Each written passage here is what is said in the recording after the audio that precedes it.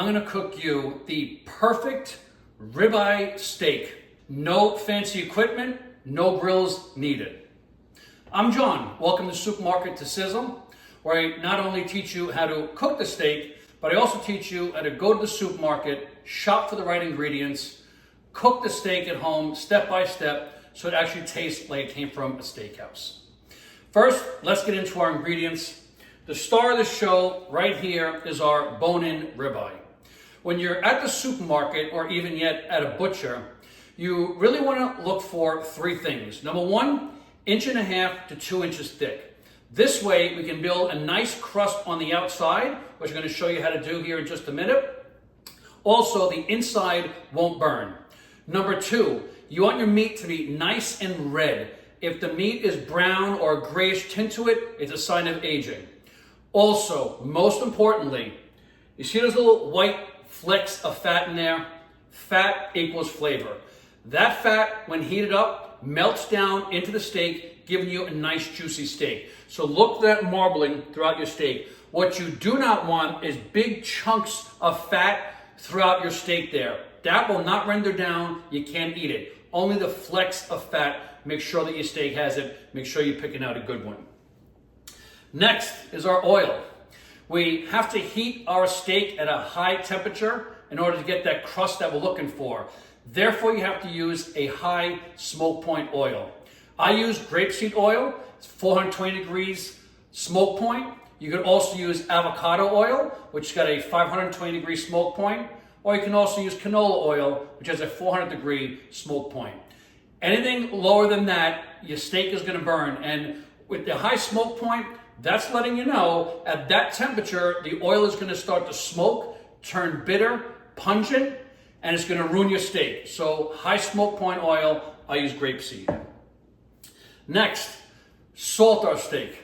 I use kosher salt, coarse kosher salt. This way it spreads evenly across the meat. I would definitely not use table salt or iodized salt, because the problem with iodized salt, it puts too much salt in the one spot, so you have a salty spot, not salty spot. It's not evenly coated. So coarse kosher salt works the best. I use fresh cracked black pepper, but I put it in at the end of my cook because pepper burns. Next, we got to season our steak. So I buy some Kerrygold butter so I can baste my steak towards the end. Use some garlic, as you see over here. When you're picking out your garlic in the supermarket, you want to make sure you have nice firm bulbs all around here. None of the garlic is exposed, which is a sign of aging. Most importantly, if it smells nice and nutty, it'll taste nice and nutty in your dish. I like to add some herbs when I'm basting my steak. Here I got some rosemary, which gives me that woodsy, piney flavor that cuts nicely into the steak. I also have some thyme here, which is more floral, more lemony kind of flavor, which gives our steak a nice flavor as well. And most importantly here, I always have my thermometer here with me. This is not a guessing game. I paid a lot of money for my steak. I want to make sure I cook it to the exact right temperature. When cooking your steak, very important to temp your steak. In other words, take it out of the fridge 45 minutes to an hour before you're going to cook it. This way it'll cook evenly at room temperature. Next thing that you want to do, season your steak with some oil. You want to get it all around the top, the sides, the bottom, every inch of your steak here. Okay. Once you got like that, now we want to salt.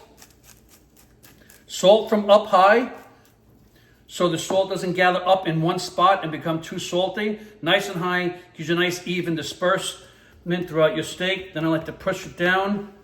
As you can see right there, that to me is a nicely salted steak. Also, don't forget the fat cap over here. Let's get some salt on that guy. Over here. There we go. Now we go to the other side. Same deal. Put some oil.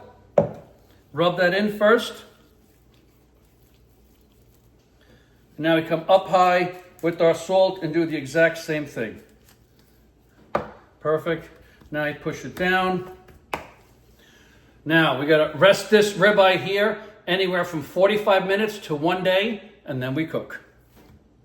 Okay, now it's time to cook our steak. First thing you wanna do, put the oven on to 400 because we're gonna use the stovetop oven, stovetop method. First stovetop is to get color, a good Maillard reaction or crust on our steak. That's all for flavor. Then it goes into the oven, convection oven, so it heats evenly. After that, it comes back on the stove on low, so you baste it with our butter, rosemary, thyme, garlic, aromatics, infuse some great flavor onto the steak. Now, we put the salt on our steak an hour ago. Look where the salt is all gone. It's gone back into the steak, and that's what happens. The salt draws the moisture out of your steak, and then the liquid carries it right back in. So the last thing that you want to do is cook this steak while it's really, really damp and wet looking like that, because that'll ruin your crust. So you want to get out your paper towel, pat your steak dry. You want it as dry as you possibly can get it. There's our oven letting us know it's ready. Same thing with the other side. Make sure you pat your steak dry completely. This is a really, really beautiful steak. Just great marbling.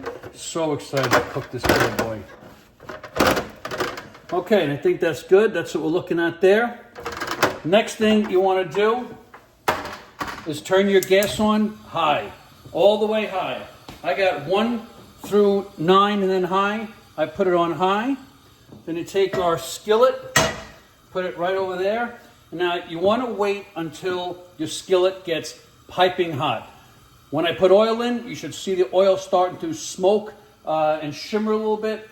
That's a sign we're ready to put our steak in. So let's give our pan here a minute to heat up. Okay, now that our pan is nicely heated up, next thing we want to do is grab our grapeseed or our high smoke point oil. Just put a little bit down, maybe 2-3 teaspoons, just to kind of get my skillet going here. Shimmy it around. Another good idea in the kitchen, when you got a hot handle, leave a glove or something on there so anyone that would kind of walk by would know, hey, there's a glove on there. It's a hot handle, don't touch. So once again, you want to make sure your oil gets really, really hot. You see it shimmering there. That means it's almost ready. And like I said, if we didn't have a high smoke point oil right now, this oil would be smoking all over my house because that pan is ripping hot. But since we want grapeseed oil, high smoke point oil, we don't have that issue at all. We get a nice crust on our steak. And then right before I drop my steak in, I like to pat it dry just one last time. Remember, the drier that steak is, the tastier it's going to be. Okay, so really, really nice steak, dry steak. Also, we got that nice fat cap there. You got to render down that fat all along your steak, which we'll do here in a minute. All right, folks, let's get that Maillard reaction. Oh, listen to this. Make sure you push the steak down. You want even contact. If any area of that steak is not hitting the pan, it will not brown that area, and you will not get the Maillard reaction, which is taken away from the taste. So make sure that steak is pushed down, and now don't touch it. I like to time everything 3 to 4 minutes minimum. Don't touch the steak. Don't move it around. Don't do anything. It's developing a crust right now. That's what we need it to do. Just be patient. Listen to that sizzle. That is our grapeseed oil doing its job at its best. Light shimmer smoke coming around. That's perfect. Once again, no poking, no turning. The oil, the steak, everything is doing its job. I got the skillet with the high heat. We got the high smoke point oil.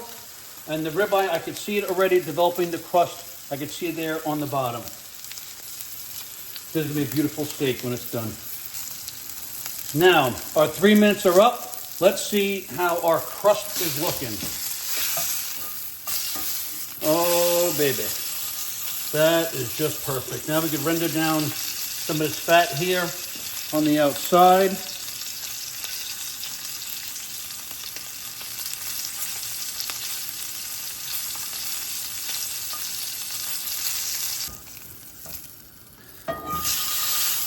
I mean, that, my friends, is what you're looking for. That beautiful brown crust throughout. That is going to add some intense flavor here to our beef. Make sure you kind of get all those edges. See, render that down now. That was all that fat white cap that rendered down there beautifully. We're building flavor here, my friends. We're building flavor.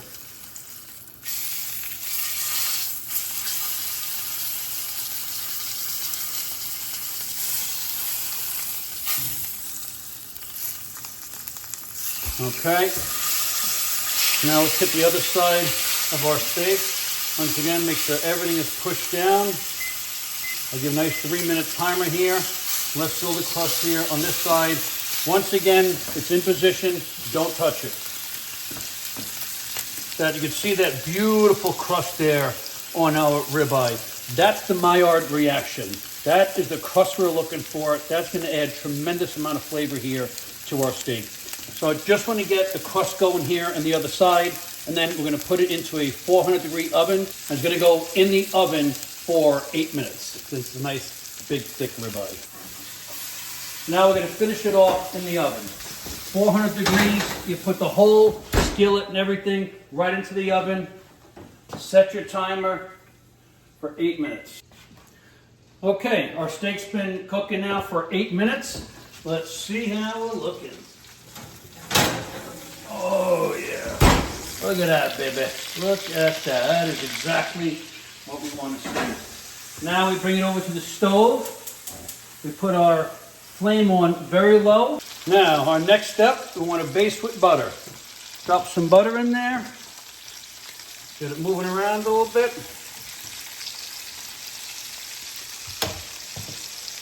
Next thing, we're going to drop in some garlic. Leave the skins on. We don't want the garlic to burn, turn bitter.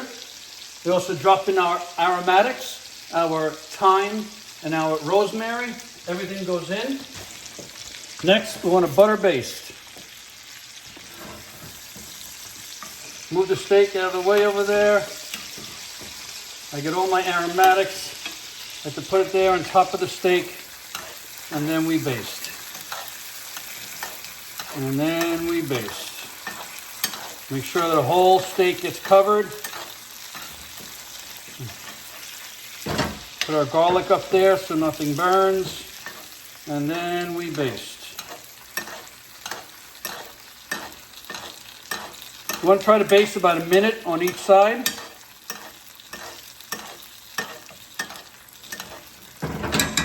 That's perfect.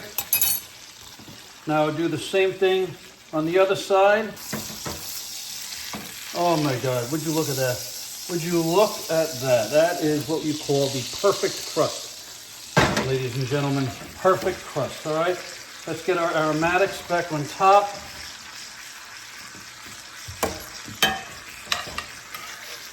And now we baste the other side, right?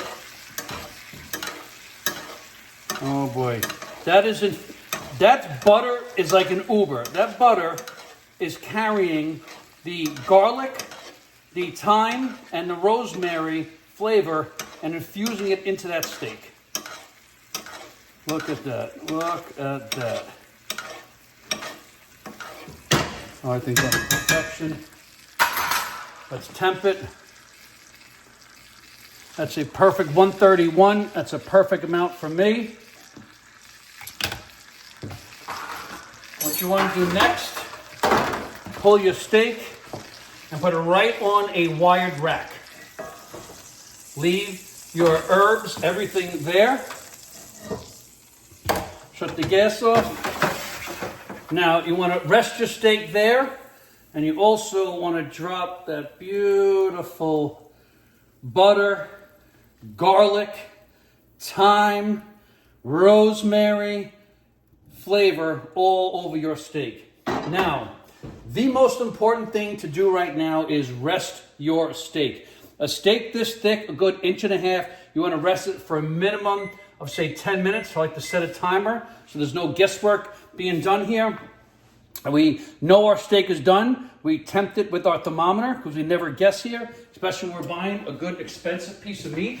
What you want to do next is just tent your steak. That means basically drop the tin foil over it, just kind of go like that. You don't want to cover it very, very tightly because then it will steam and it'll ruin our crust. We don't want that. So nice gentle temp like that, and I would just leave it like that for 10 minutes until we're ready to eat. Okay, our steak has been resting for about 10 minutes in its nice little tent over here. It looks absolutely beautiful. First thing we're gonna do is take our butter, herb, garlic, take it off. Now, look at that beautiful, beautiful piece of meat, perfectly seared. All right, let's break into this and see how we have done. There's one bit of advice I can give everyone. Get yourself a really, really good knife. Use a good chef knife for around the kitchen. You know, buy yourself one really, really good one and you could use it for everything.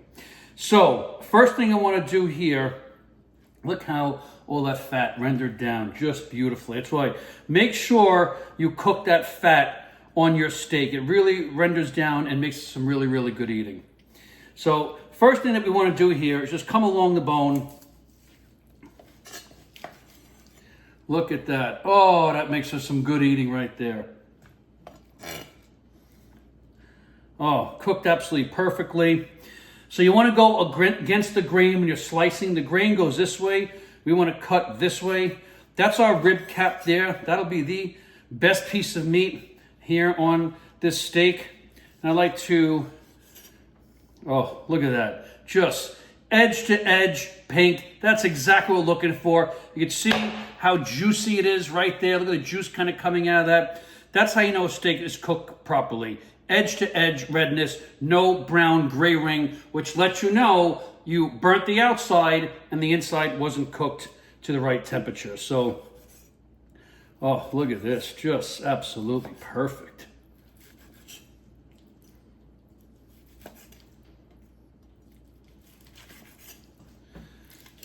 Okay, this is our beautiful finished product.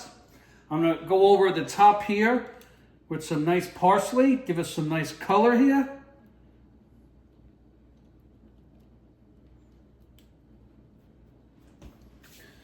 And there you go. My perfectly cooked ribeye at home. No fancy gadgets, no grills, just cast iron skillet, some good aromatics, and a good steak. And we have this beautiful, beautiful steak right here. Now the part I've been waiting for, the taste test. We put the hard work in. Now let's see how we did.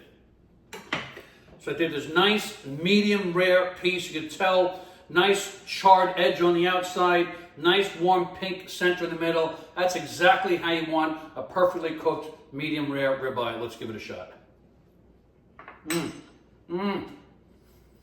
That's perfection.